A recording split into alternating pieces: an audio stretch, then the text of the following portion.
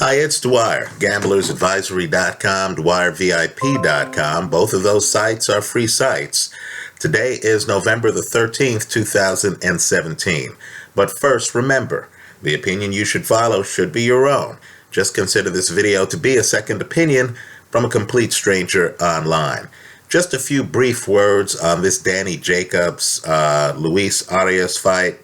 Let me just say, you're fighting Danny Jacobs. You know he's playing a weight gain, weight loss game, right? In other words, this is a guy who is big for 160 pounds. In other words, you know, he's playing that, hey, I'm going to gain a bunch of weight after the weigh-in situation. Whenever you see a guy like that, and I'm serious about this, you need to have some questions about his chin. We'll ignore this call. You need to have some questions about his chin. Now, Danny Jacobs has been dropped in the past. So if you're Luis Arias, you have to find a way, don't you, to test his chin. Don't you have to get inside on him and make the fight a shootout? You understand, Danny Jacobs is a boxer puncher.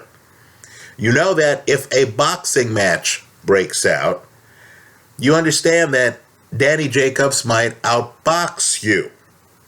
If his Achilles heel is his chin, that's what you need to push. Didn't Sergio Mora have Danny Jacobs on the canvas? Didn't Dmitry Pirog have Danny Jacobs on the canvas? I want you to look at the Dmitry Pirog fight.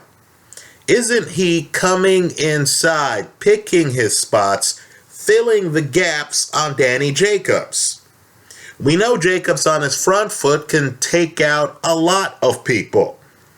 We know Jacobs on his back foot against Golovkin, for example, had some problems early in that fight. Wasn't that Jacobs on the canvas against Golovkin? So somebody explain to me, please, what Arias had in mind here by coming in on his back foot. At first, I thought he was kidding. I just assumed that the guy had some 12-round roadmap and was on his back foot waiting for an opportunity to then be on his front foot, right? This guy against a puncher is on his back foot trying to win the, trying to beat the favorite fighter in a boxing match. Think about that. Then you see Jacobs actually at times, this is a guy whose chin might be his Achilles, right? He's down in his last fight against Golovkin. You see Jacobs actually start to protect his body, right? Doesn't even have his hands up around his chin. And you mean to tell me that Arias didn't even try to go Deontay Wilder on Jacobs? Arias is a better fighter than this, but he looked terrible. I don't like the idea of guys getting career fights and then playing it timid, right? Maybe Arias wanted the moral victory of going the distance with Danny Jacobs. It looked to me like that's what he was shooting for by the middle of the fight, instead of trying to beat Danny Jacobs.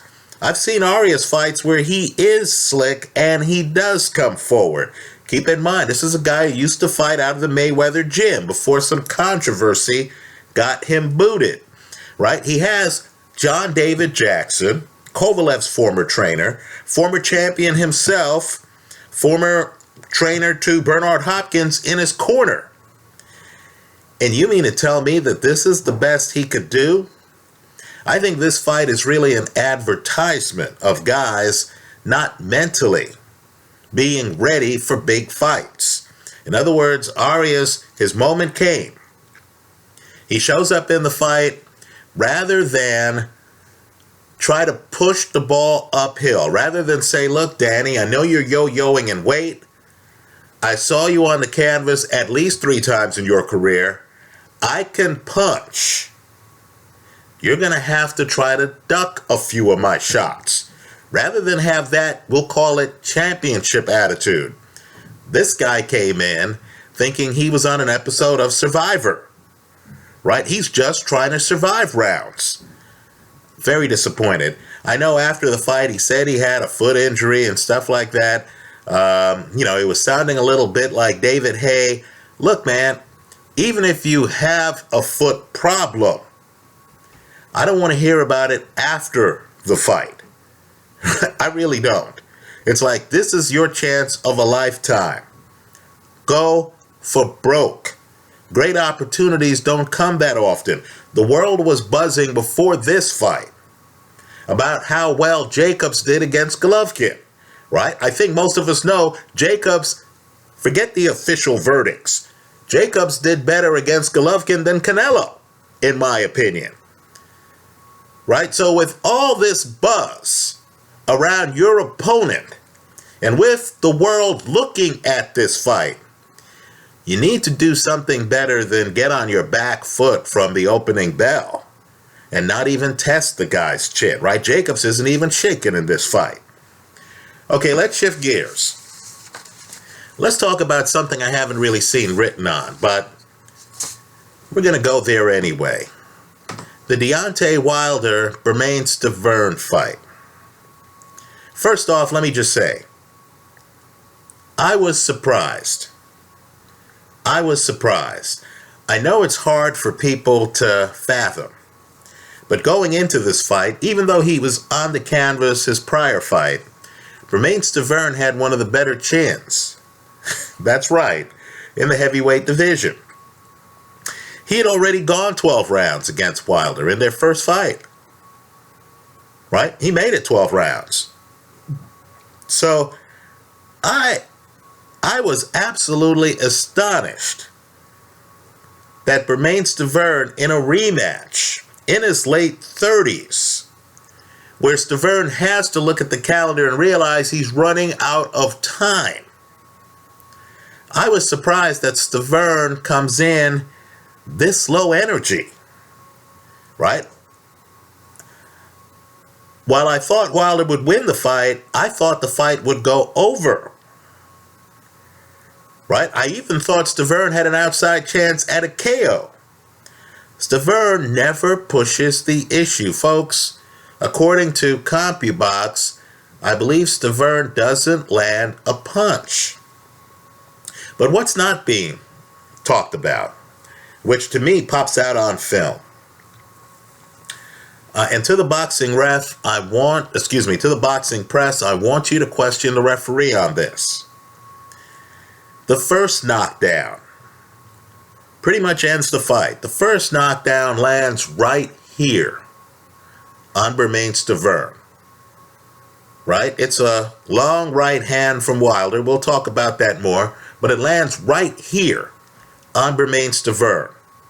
Stiverne goes down. Wilder has so much power.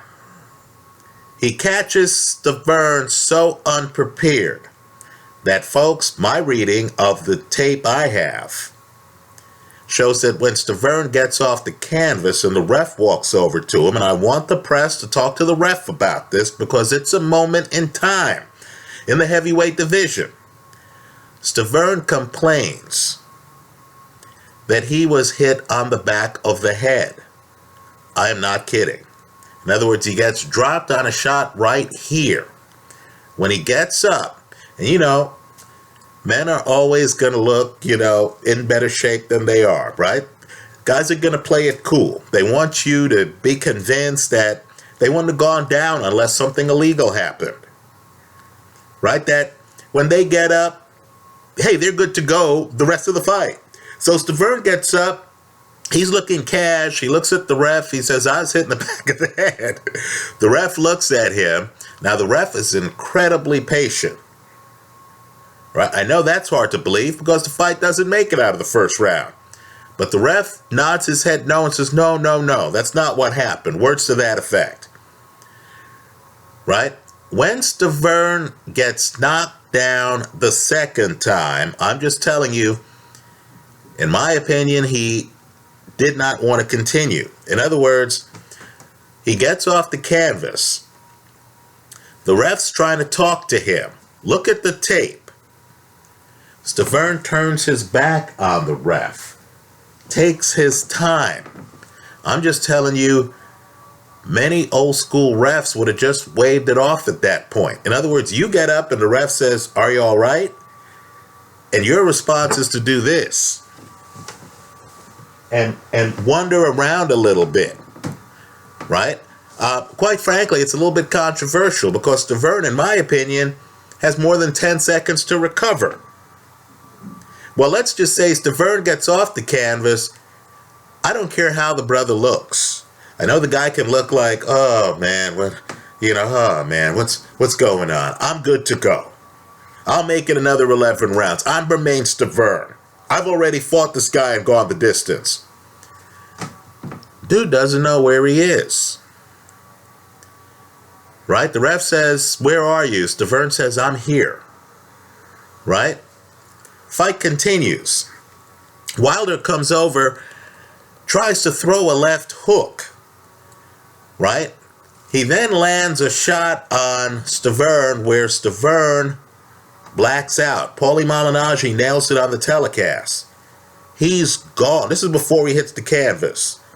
He's gone. He's unconscious as he slumps down on the canvas. Now, you know the way being unconscious works. He's unconscious momentarily.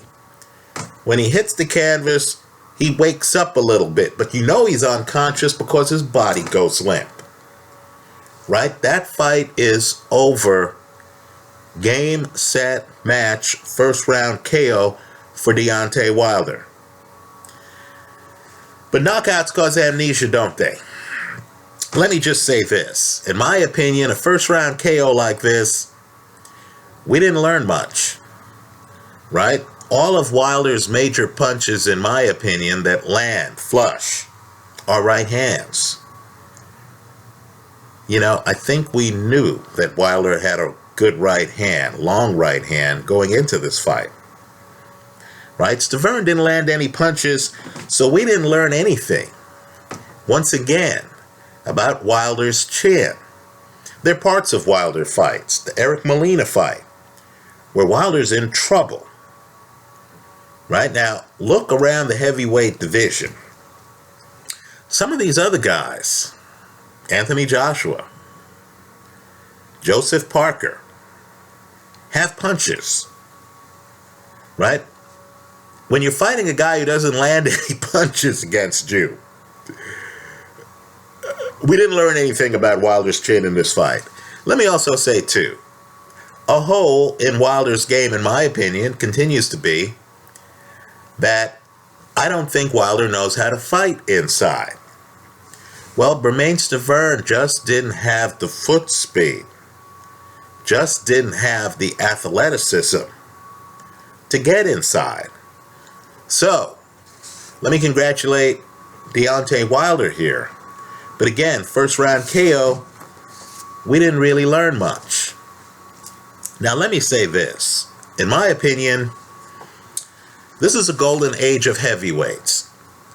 Not because these guys are that talented.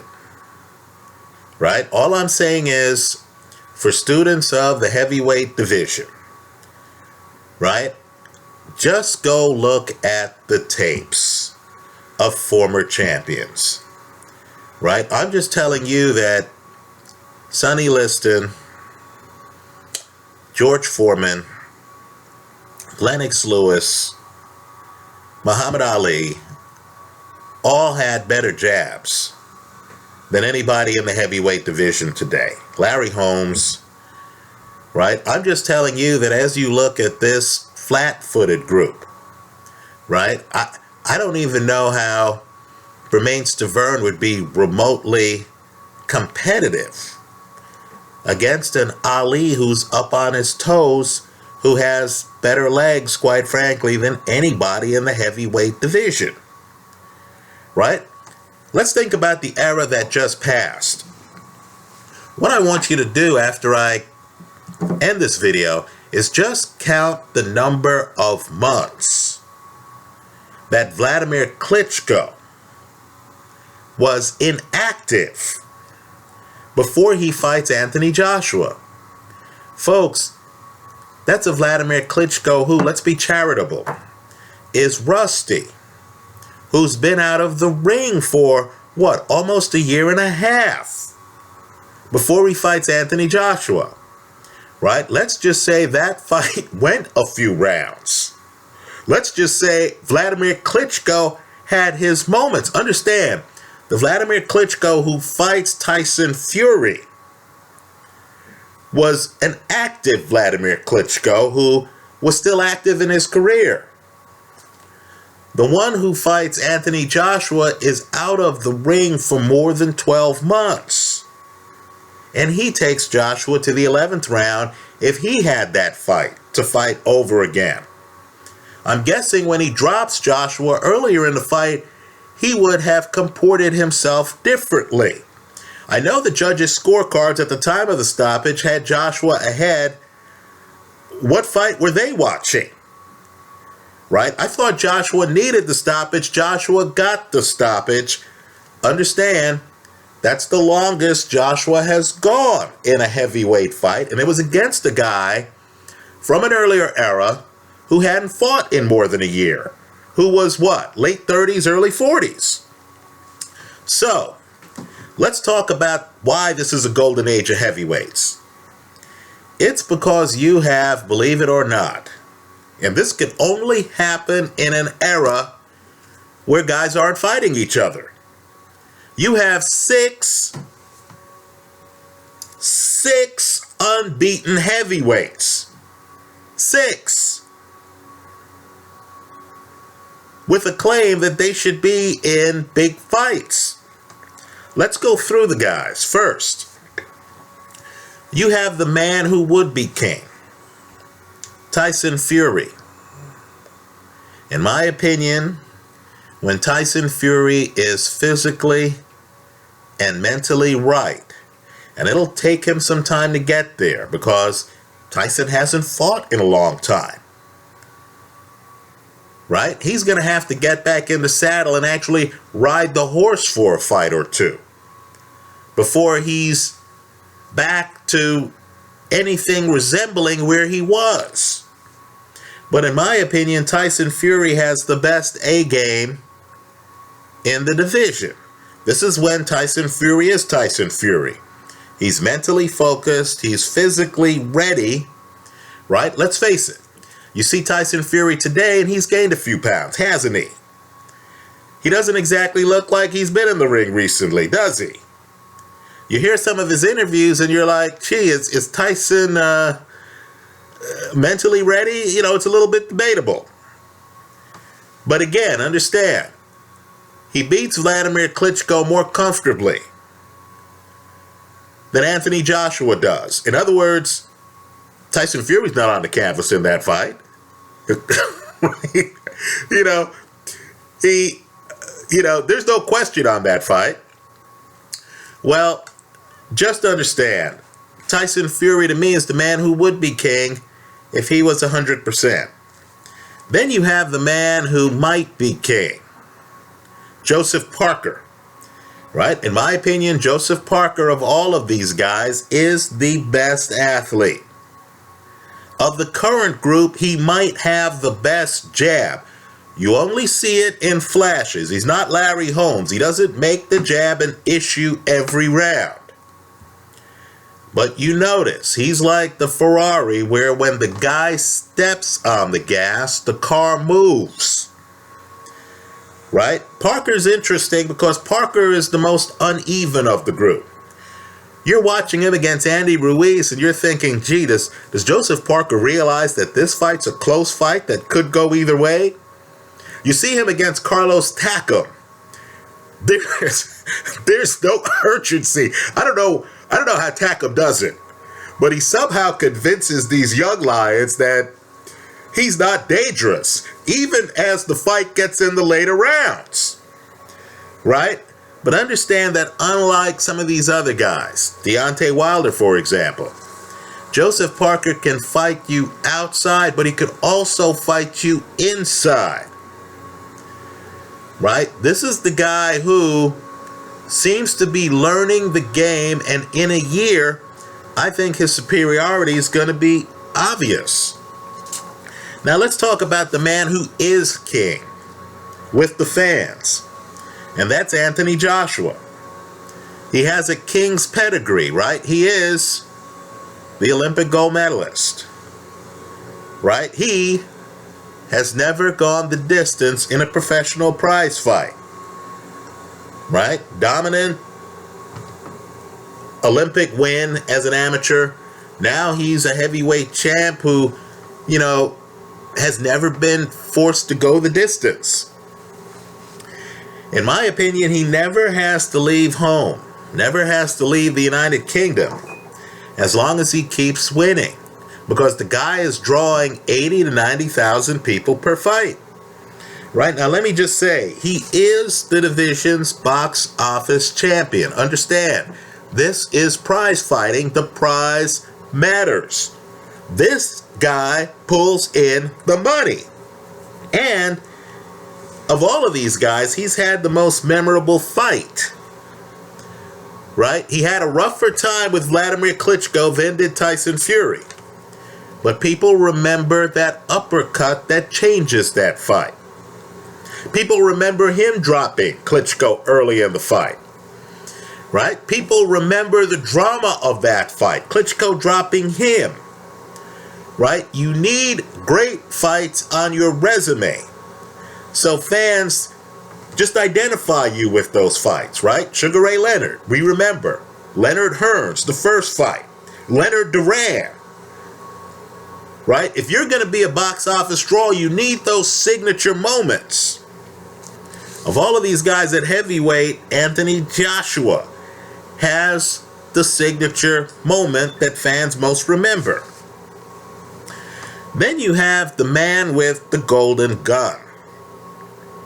That's Deontay Wilder. His long right hand is the division's best punch. It's an immediate game changer. Arthur Spielka, 1 minute he's conscious. The next minute he's unconscious. Bermane Stiverne hit so hard on the chin that he thinks he was hit in the back of the head. Audley Harrison did not last a round in his own backyard.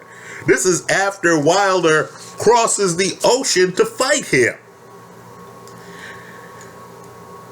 Next, we have a guy who I feel, right, and I'm a gambler here, who I feel might be the gambler's best friend in the division.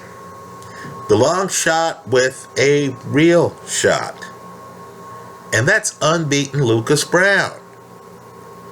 People need to realize that today, he has better feet and footwork than both Joshua and Wilder. He beat Ruslan Chagayev, a better fighter than any fighter Deontay Wilder has fought. Right? He's gotten off the canvas to win a fight. Unlike Joseph Parker, unlike Deontay Wilder. Let's name another guy. Right? The guy who just beat Marius Wach. Can't believe I'm forgetting his name. But that guy's interesting because while he certainly is lacking in hand speed, this is the guy who was sparring Wilder, and there are different stories about what happened. Jarrell Miller. Right? Jarrell Miller's unbeaten, folks. Jarrell Miller has pretty good legs. Now, while Jarrell Miller doesn't have a big punch, and while he's raw, doesn't quite look like he knows what he's doing, what I like with him is he bends at the waist. He mentally breaks you because he's determined to get inside. He can get underneath you. And that's important here because he's physically big, like these other guys. He's heavy. he's hard to move. In other words, Deontay Wilder is a thin, tall heavyweight. Jarrell Miller is a heavyweight. There's no thin about him. In a division where certain guys, Deontay Wilder, looks like he has a problem with guys who can get inside. You wonder if Jarrell Miller can smother that long right hand. So let's just say, this heavyweight division is going to clarify itself within the next 2 years. Not all of these guys are going to be left unbeaten. Sooner or later, they're going to have to fight each other. I'll say this. If Deontay Wilder lands that straight right hand on anybody, he can stop them. The million-dollar question is, would he be able to find Joseph Parker? Would he be able to find Lucas Brown? Would he be able to find Jarrell Miller to do that? Right? Let me also say, too, I know the fans disagree with me on Joseph Parker. Right? You're not going to see Parker's greatness in a CompuBox sheet, because a lot of his greatness involves his athleticism, his movement, his quickness, his suddenness, the tools he doesn't showcase, like his jab. Right? We may never see Joshua fight Wilder, because Joshua's flirting with fighting Parker next. I think Parker beats him. We'll talk about that in another video. Anyway, that's how I see it. Let me congratulate Deontay Wilder. Blew up my hedge. He's knocked out every man he has faced. That's the era we're in. A heavyweight champion, Joshua, who's never gone the distance. Another guy who's knocked out every man he's faced. There are too many unbeaten guys right now. This is where the excitement starts. Guys are going to start fighting each other. We're going to find out a hell of a lot soon. That's how I see it. Let me hear from you. I hope you leave your comments in the comment section to this video. Thanks for stopping by.